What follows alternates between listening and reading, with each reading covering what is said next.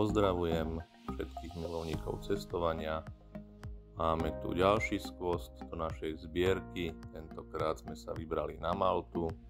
Termín sme si vybrali podľa akciových leteniek v Rainery. Vyšli zhruba na 130 € pre 2 osoby, tam aj späť. Počasie nám vyšlo takmer ideálne. Akurát bolo v niektoré dni trošku veterno, inak teplota úplne optimálna na behanie peši po mestách. Ani teplo, ani zima. Kúpanie v mori, prípadne v bazéne sme úplne odignorovali.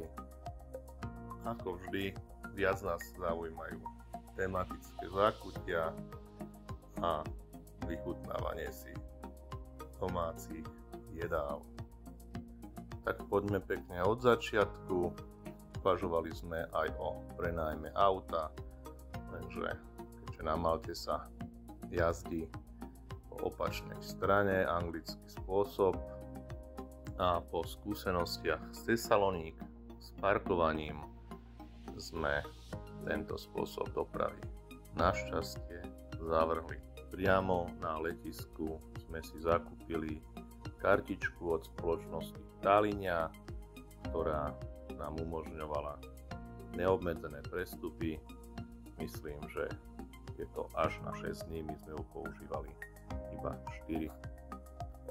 Na Malte autobusy nejazdia vzhľadom na to, že je to veľmi zastávaná oblasť presne, takže vymysleli spôsob aplikácie, ktorú si nainštalujete a máte možnosť vidieť, koľko minút zostáva tomu ktorému autobusu do príchodu na vašu zástavku. Prípadne máte možnosť aj vidieť, kde sa konkrétny autobus nachádza. Toto im ale úplne dobre nefungovalo, to sa im podarilo vidieť asi 2-krát za celý pobyt, inak mapka bola prázdna. Malta je v určitých oblastiach silne ovplyvnená anglickým vplyvom, takže tí palci, ktorí túto aplikáciu vytvorili, zabudli, že ju budú používať aj turisti, a preto nám chvíľku trvalo, kým sme sa v nej zorientovali, ale určité veci som nepochopil dodnes. Cez to všetko cestovanie autobusmi po Malte môžem hodnotiť známku 9 z 10 a vrelo odporúčam. Ako vidíte na začiatku na mapke, vybrali sme sa z letiska peši do mestečka Marsaxlok.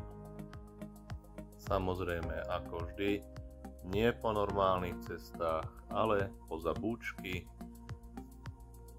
po strniskách a vysokej tráve.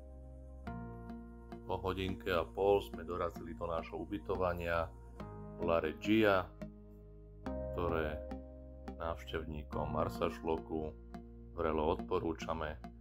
Má terasu, z ktorej vidíte priamo na prístav, na ktorej si môžete vychutnať ránu kávičku.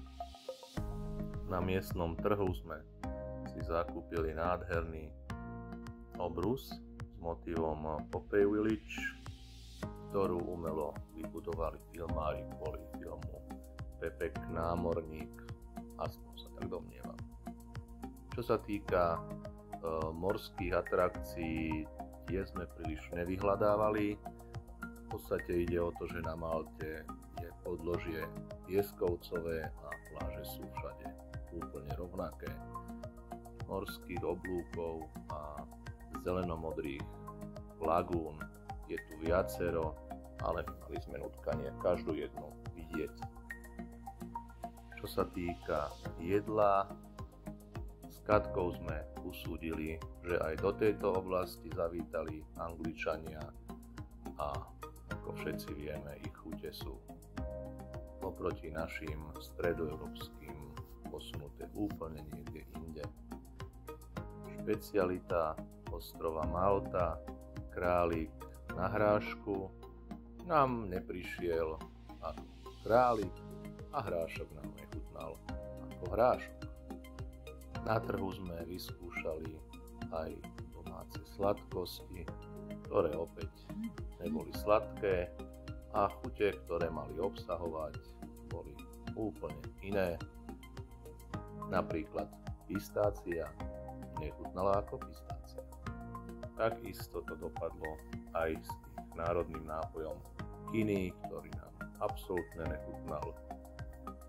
Pripadalo nám to s katkou, ako keby sme si naliali do sódy horký sirup na kašelu. Inak Malta je prekrásna, má historického ducha. Trošičku je problém v tom, že vzhľadom na jej veľkosť je všetko všade rovnaké. A keďže jediný dostupný stavný materiál je na ostrove pieskovo-žltý pieskovec, všetko okolo vás je pieskovcovo-žlté. Architektúra sa prakticky nemení, takže človek má pocit, že sa nachádza v jednom veľkom žltom meste. Čo sa týka prírodných krás, Malta opäť tým, že je ostrov, žiadne neobsahuje. Sú to naozaj maximálne také morské lagúny, prípadne zopár oblúkov. Jazera nemajú, rieky nemajú a lesy takisto nemajú.